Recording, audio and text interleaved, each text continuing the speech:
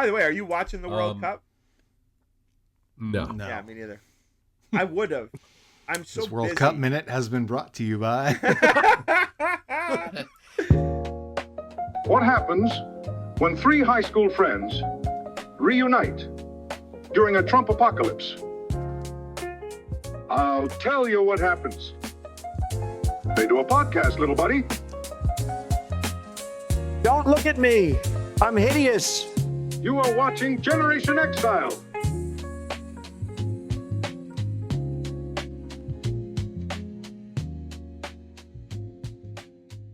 I don't know about you, but Jeremy's image is frozen on my screen, and it looks like he's like about to take a shit. Yeah, he definitely looks constipated. Yeah. In that still. I'm sure he's doing better in real life. Yeah, I hope this passes, if you know what I mean. Yeah. Because right now there's ways. There's no movement on his screen. Well, now he's trying to get back in. Yeah. Now we got two Mr. Newburgers. Oh my goodness. Now you can see what constipated Mr. Newburger looks I wish like. I could. It's not visible to me. There we go. He's gone. Okay. I did that. Oh, thank you. Yeah, for some reason my connection was terrible this. On that first attempt. It was. So now your face got frozen like this. That's unfortunate. Well, for you maybe. The rest of us, it was a lot of fun. I'm sure. So wait, Mike, you were about to say something about, I think, New Hampshire. I missed most of it. Oh, yeah. I'm going to see Dave tomorrow for lunch because I'm driving up to New Hampshire, and he's right. What are you guys going to have for lunch? I'm thinking I either go to Jake's, which is a great brunch spot, and they're known for their many flavors of hash. And then there's also the Dirty Truth, which is also a pretty good place to go for a lunch. So these sound like New England eateries. Yeah, Dirty Truth is like a whole probably lineup of IPAs on tap, you know. Right. It's like double IPA, triple IPA. The Crispy Skillet or the Regal Beagle. the Cast Iron Cafe. Yeah. We could just name these. That was a place that I wanted to open years ago. I sketched out a menu and everything. Oh. I have a whole menu based on serving hot things in the cold of winter on a hot skillet, which is what I used to do when I first moved to Vermont, and it was cold. But it's not cold anymore. The climate is changing. The idea is dead. Let's move on. Right. Wow. Things are pretty wacky up in New England right now with the Nazi tattoo guy dropping out and Yeah, Maine. Yeah. With the race coming up there. Yep. That's funny. Maria Elena was really into him, and I listened, and I'm like, yeah, like he's saying all the right things. I'm like, but there's just part of me that doesn't trust him because he was a Marine, and those guys are nuts. Like, you have to be a certain type of nuts to go into the Marines. Right. And then if you come out, no matter how smart you are scarred and traumatized by what happened to you in the Marines. So, especially depending what decade you were Marine, right? I mean, yeah, I think really anytime you're a Marine, you just come out traumatized. They don't treat you nice there. Yeah. Like, it's like... Choke yourself, Private Pile! Exactly. Not with my hand. I'm not... Right. Yeah. I worked for a Marine briefly. His name, I won't say, but he was an old, crusty chef at the sleepaway camp I was working at. And he said some of the most despicable, disgusting things I've ever heard, which must have been just sort of Marine talk. Like, "Oi, you know what a spinner is?" I'd be like, "No, sir. What is a spinner?" And he'd be like, "That's when I put you on my and I spin you around." And it was like, this was at like 6 a.m, when I was getting ready to make breakfast. Sure he wasn't in the Navy? No, this guy was a Marine. Yeah, although that could work, I guess. And I used to cook breakfast for this guy. He was the chef at, like at a sleepaway camp for cooking 500, slices of French toast. But he would smoke unfiltered Camel cigarettes and drink black coffee. That, I guess, also was part of his Marine-ishness. Oh, my God. Unfiltered Camels are... And I was a smoker, and I would bum a cigarette off of him, but it would be that. And I'd be like... the whole time. Yeah. I could not be a Marine, essentially, is what I'm telling you. I knew a Marine in very similar circumstances when I was getting my MFA. No, it's not similar at all. This Marine and I were both getting our MFAs in writing, and he. And to anybody watching this, I never finished the program. I don't want to make it seem like I have an MFA because I don't, but he did. Anyway, real smart kid, but was part of the Iraq War, and he was like fucked up. Like just it traumatized him. The stuff that he was writing was fantastic, but also heartbreaking. You know. Wow. Yeah, I mean, especially depending on what theater you've served and if you saw combat. I mean, there's PTSD that can be mild and severe and debilitating. But yeah, I think they all got to bring home some of that. I got PTSD from your. I got PTSD from your theater, Mike. The Equus. Yeah, I was making the same joke. I was like, "What, the Winter Garden Theater?" Or yeah.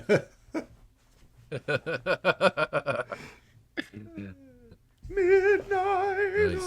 So, sorry, David and I were talking about how we're both totally unprepared for this show, and then launched into kind of a riff about the shit that's going on in this world, and realized that there's an absolute multitude of stuff to talk about. Although we're not prepared with any like facts or figures. Winging it. You're winging it. We are prepared to discuss our feelings, though. Yeah.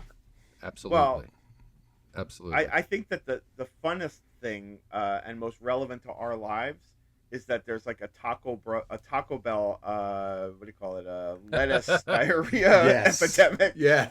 Right. Epidemic. Can I tell bacteria. So Maria Lane has not been paying attention to this at all. So I've been giving her updates, like just like a week and a half ago. I was like, "Hey, there's a diarrhea outbreak in the Midwest," and then a couple days later, like diarrhea is making its way to Colorado. And then it was just like these diarrhea updates. And then yesterday I was like, "Well, they found the source of the diarrhea." She's like, "What is it?" I'm like, "Taco Bell." And she laughs and she's like, "No, really, what is it?" I'm like, "Really, Taco Bell." Right. That was the most unshocking source of a outbreak in the history of outbreaks. Yeah. Right? Like, I'm surprised no Taco Bell employee wasn't caught making $1 million on what is it, Kashi or Poly Market. Poly Market sites for guessing that it came from Taco Bell. I don't like to reveal my medical stuff, but I think I might have caught that at Taco Bell in New York. Recently? Yeah, so I've had a pretty serious long COVID? We'll call this long diarrhea. And I'm certainly someone who's had Taco Bell within the last month, maybe close to when it started presenting. So I don't know that they've proven it's reached our area yet, but there was lettuce on my tacos. The patient is presenting with long diarrhea. Yeah. How long is I'm it? sorry, I'm giggling like a schoolboy about And I was this. feeling really proud of myself for getting 2 soft tacos with the lettuce in it, because lately I was on a Mexican pizza kick, which there's nothing fresh and vegetable-y in there. Very few veggies tomatoes. on the Mexican pizzas. Yes. That's why it's so and a delicious. bean burrito. There's some onions buried in there. You've been shamefully eschewing all the healthy options at Taco Bell. I have. I don't fuck with like Dorito shells and things of that nature. It's too like. Oh, I like the Dorito. My son likes them too. I totally fuck I with don't those I don't like shells. Doritos. I've learned because Michelle, when we're snacking, Michelle could That's sit the there. GLP talking. No, this is pre-GLP. I promise. Michelle can sit there and snack a bag of Doritos, but it's so vile to me, the smell of it, that I just can't. It's like, give me a pretzel. It's silent. Did you used to like them and then you turned on Maybe them? like or were in you our always- childhood when they were in a snack pack, it wasn't my favorite. I think corn chips is always the go-to for me. I like those, but I'm a pretzel guy living in a chip world now. Is it me, or did McDonald's taste 10 times better 20 years ago, 30 years ago than it does today? Oh, I feel like it's the same. It's always been. Yeah. Yeah. I had McDonald's recently for the first time in a while, and was impressed by the lack of enshittification of it. Like, It hasn't changed. This Well, is that's kind of good. the headline for McDonald's. But I don't know, Mike. Maybe the franchise by you, you know?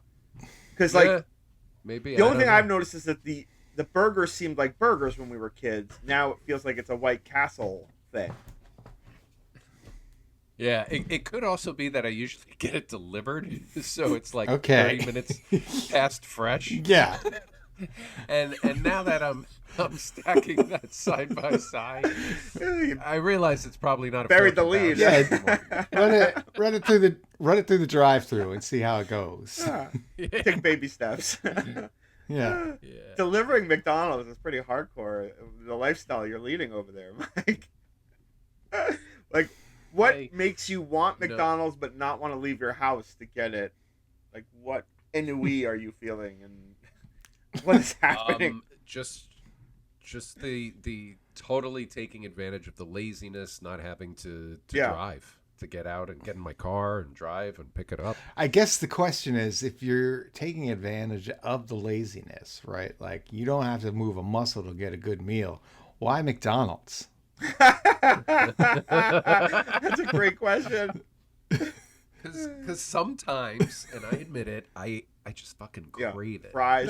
And same with White Castle. Yeah, Same with White Castle. nothing wrong with craving it. I'm just saying. You know it's going to be a good dinner when there's a suitcase at the front door. That's how I feel about Taco Bell. I get cravings. Ever since our high school Taco years Bell, of too.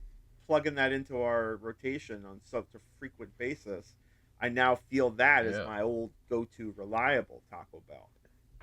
Yeah. So And it's at very my own reliable. risk and despair, sadly. Yeah. I've been trying to figure it out, diagnosis like house MD style, what's going on with me. At first I was blaming those little mints I like, the sugar-free mints, and then the GLP Yeah. I'm on, which very well could have been it, but it just wasn't That can consistent, certainly. and it just stayed Yeah. for too long. It stayed too long at the fair, as the old song goes. Yeah. So I'm Yeah. pretty sure it's the run for the border is now a run. Yeah. Hot and It running. sounds like Runs for the sounds like border. your classic case of long diarrhea. Long diarrhea. Yeah. You don't want long diarrhea. Just You want all the short symptoms. diarrhea. What other diseases would be funny if they were preceded by the prefix long? long Long scurvy, cancer? Chlamydia. No, because cancer's Long already long chlamydia. scurvy. How about something light like long sniffles? I have long sniffles. That's why I'm always Yeah. doing So like, this. it's Long mono. it's really messed up. Some of the things It's like that redundant. are happening in this world, and I'm not talking about the war in Iran or the ICE kidnappings. I'm talking about the shit that like affects us immediately, like diarrhea from Taco Bell is one. The Canadian wildfires. Oh, That's man. really fucking shit up for me. I don't know about you Yeah. guys, because I went to an Not outdoor bad. concert 2 days ago, and I saw Trombone Shorty, my favorite. He kills Uh-huh. it. I don't know how he played a single instrument with the air quality being what it was, but he was blowing those. Yeah, fucking I mean, horns. you could, He's a you could professional. noticeably smell the smoke in the air, and the haze was, I mean, yeah, it could have been worse, but it was enough to feel apocalyptic when Yeah. it looks like dusk at midday. I want your scientific take Um, on this. I was heading down the West Side Highway on my way to Trombone Shorty, and it was the weather report was sunny, with clouds, but with a warning about the air quality. And all of a sudden, it Yeah. started fucking pouring, like a deluge for a good 30 minutes. The highway was flooding, and I was like, "Shit, is this gonna ruin the concert? Where'd this come from?" And a friend of mine suggested it might have been like cloud seeding, where when they changed the weather by seeding the clouds, that the smoke from the Canadian fires was causing the rain. What's your thoughts on that? My first guess is that nobody intentionally seeded it, but that all the particulate put into the air from the smoke from the wildfires does seed clouds, and could have created those unanticipated rainstorms. Yeah, I didn't I didn't suggest someone because did it rain. on purpose, like a Oh! I thought. Well, no, like maybe the Port Authority of New York Yeah. decided to fly up a Cessna and drop a bunch of shit into the air just to clear the smoke out of No, the I sky. mean it was helpful in that regard. It was certainly less oppressive, but it didn't really stop the air quality from being shit. And the next day, No. my throat was like No. shredded just from being outside all night. Really? Yeah, I believe that that the all the particulate in the air could have caused rain for sure. I'll buy that. Dave, Sounds I squares with science I understand. I don't understand the science at all, so I couldn't tell you. yeah. But if it's good enough for Mike, it's good enough for me. You being closer to Canada, have you experienced a heavier dose of the air? Actually, no. We got it one day pretty bad, and then that was it. And I was looking at the map, and it's now like blowing down and then under New England, kind of. It's like it's hitting Connecticut and your area, Right. But we're like out of the path right now. So So my son works at a day camp. Like they have to do indoor activities the last few days. Oh, wow. That sucks. Yeah. There's a lot of things bad guess as a that's result of sensible. this shit. well, thankfully, the Republicans want to impose sanctions on Canada to punish them. They do, right? For these A atrocities. syrup tax. And Bernie Moreno, I believe, did call them atrocities. Jesus Christ. So yeah, Taco Bell shits, Canadian wildfires. There was a third thing Right. that was sort of Stuff that's in our face or in our butt. there was a third thing. I'm trying to remember what it was, where it's like the news is affecting us like immediately. Oh, yeah, here it is. So I changed jobs, recently, as you guys know, and I had to get a new doctor because I had a new insurance carrier. So I went through the whole rigmarole. I went for that first checkup, and then he scheduled the other thing, and I went through it. I kind of liked the doctor, and I thought, all right, this is actually an improvement. I like this doctor. I'm in one of these like medical networks, and then like something changed with insurance, and this medical center no longer carries my insurance. So it's like, bye. So now I have to find yet another doctor. I said good day. And this is Oh. Trump's Oh, fault. that sucks, man. Yeah. I mean, Trump seems to have nothing but disdain for the idea of people being able to get insurance somewhere other than their employer, and imagine what the country would be like if all its citizens had access to some reasonable amount of health care without it being cost prohibitive. Yeah, but It's the whole, is it an earned privilege or is it a right debate? How many And, people are going to touch my we know where balls Trump and stick a stands. finger in my butt before the government is satisfied with my insurance? Because we're going on number 3 now. Well, it's up to, if it's up to RFK Jr., probably a lot more rectal exams It in your sounds it. future.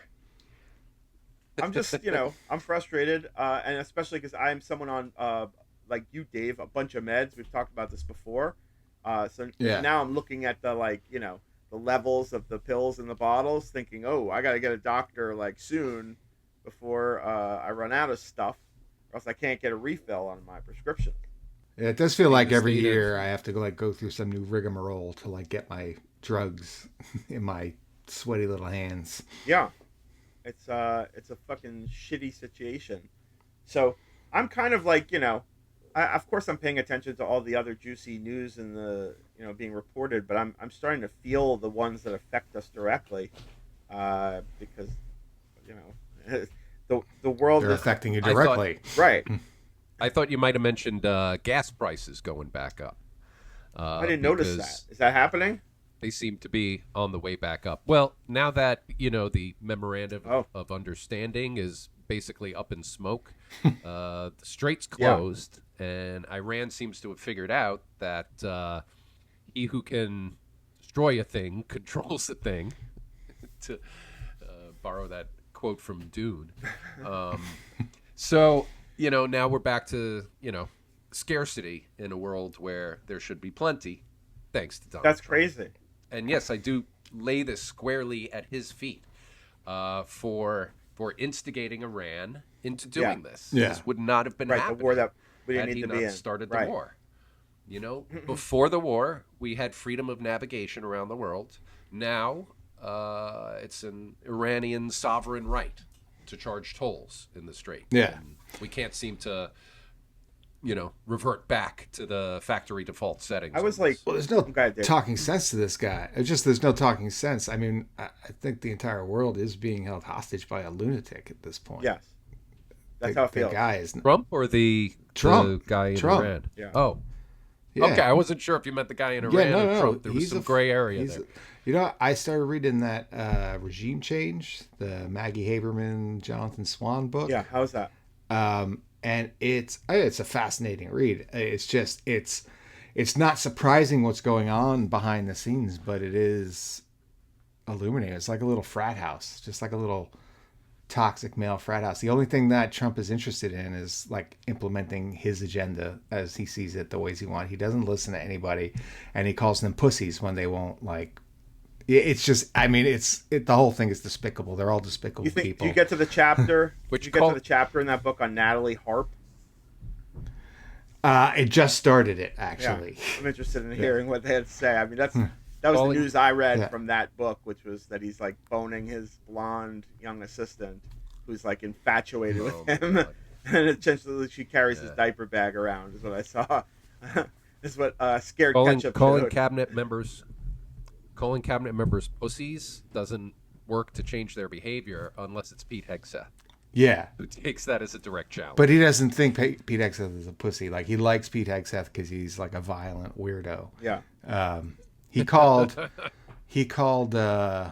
was Lutnick that he called a pussy.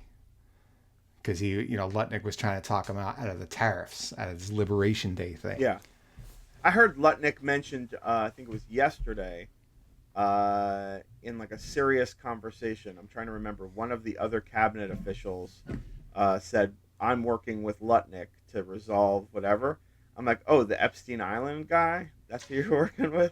I'm trying to remember. Does that sound familiar? Lutnick was just evoked in the news yesterday as figuring out I something. didn't see yesterday's news. Yeah, I'm sorry I don't have the exact Yeah. details. It's a little foggy in my brain. But the notion that guy lied about his vacation to Epstein Island and it's just never been dealt with, and then he just Right. kind of moves along. I think it might have even been like in the peace agreement that's being attempted. It might have been even like J.D. Vance referencing him. J.D. Vance has been on a tear lately, by the way. Like, he's not really doing what guys do who want to be president. He's doing what guys do when they want to be like Joe Rogan's sidekick. Like the things he's saying like are just like, oh yeah, the guy that said Michelle Obama was a man, like that's comedy, man. Like it's like, oh, okay. Yeah. He's trying to be relatable and human. Yeah, he's striking out because I could tell Well, he is neither relatable nor human. he's not so- popular. I don't think with the right. He's popular with that Tucker Carlson alt-right, but not the right. They find him to be a shifty, phony baloney. Yeah. So Which he is. Yeah. He's totally He is phony. phony. yeah, And baloney. Hillbilly. yeah. I hate to besmirch the good name of baloney, which I still enjoy, but yes, he's phony baloney, meaning he's not even baloney. He's not the Yeah. Your baloney have a first name? he's not the goodness of baloney. He's the bad fake baloney, where the perimeter of the baloney is too hard, and you take that part off and only eat the middle. Yeah. He's the faux prasada. So yeah, what do you call it? The news lately has been pretty wackadoo. You had that Jesse Waters guy on Fox News. Did you see this story? He was essentially like cheering on rape because Pete Hegseth has announced that he wants to increase the testosterone levels of the army. And Jesse Waters was doing a monologue essentially saying, But you know what's going to happen? The guys that don't need it are going to take it. to triple boost. Right. And then they're going to get out there, and women on base, you guys better be careful. Port calls, women in Asia, you better be careful, because these guys are going to be wild Disgusting. animals, and you better watch out.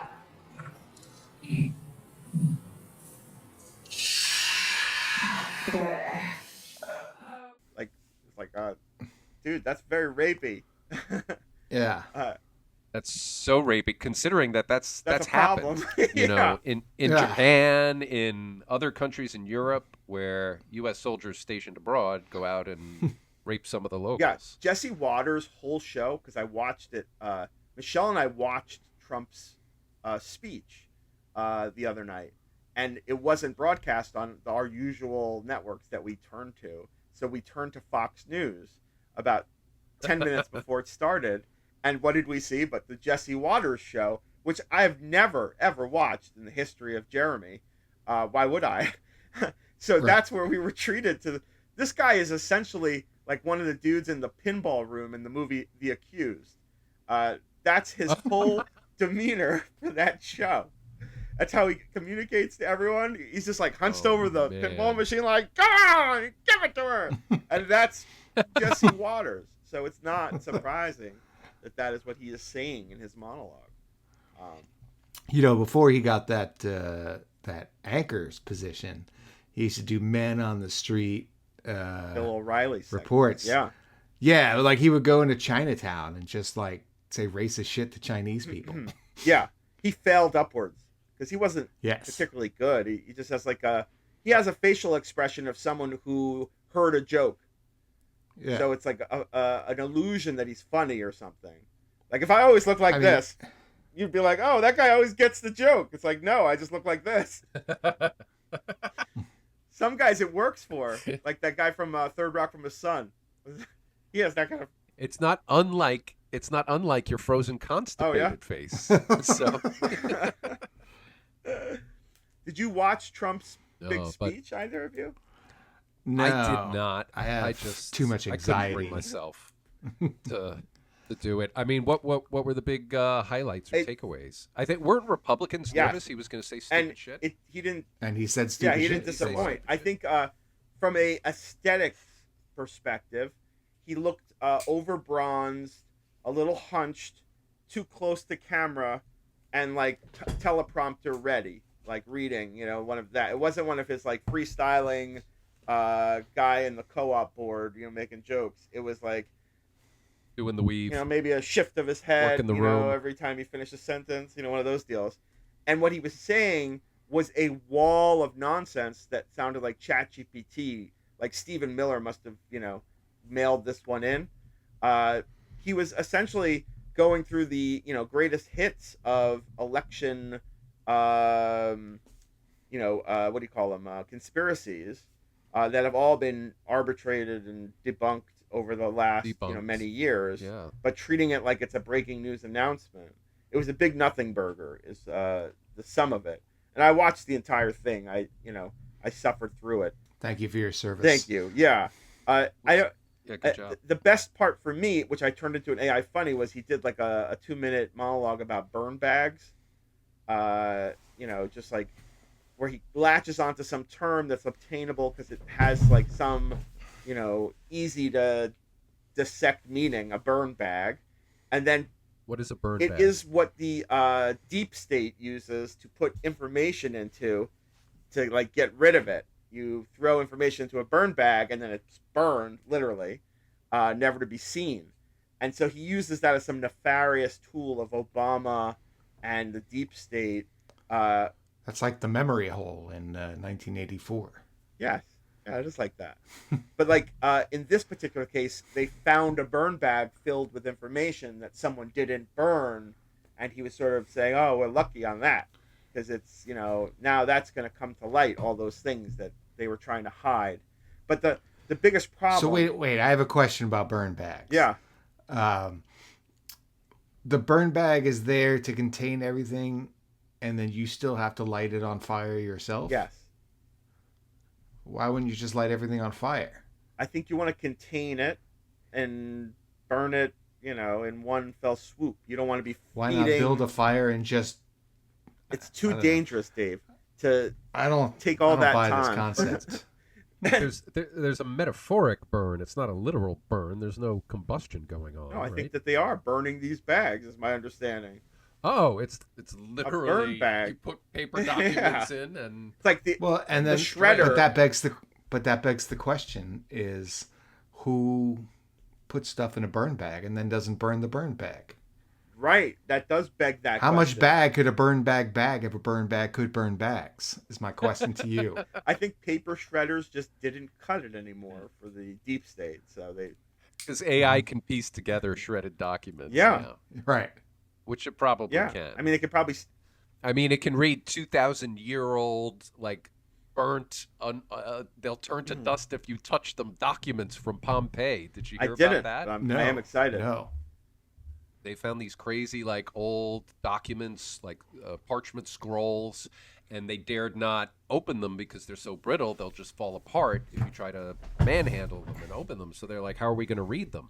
Well, they got fucking AI to crack the case and basically decode and read these documents without physically touching You just them. described like 3 different Assassin's Creed games I've played.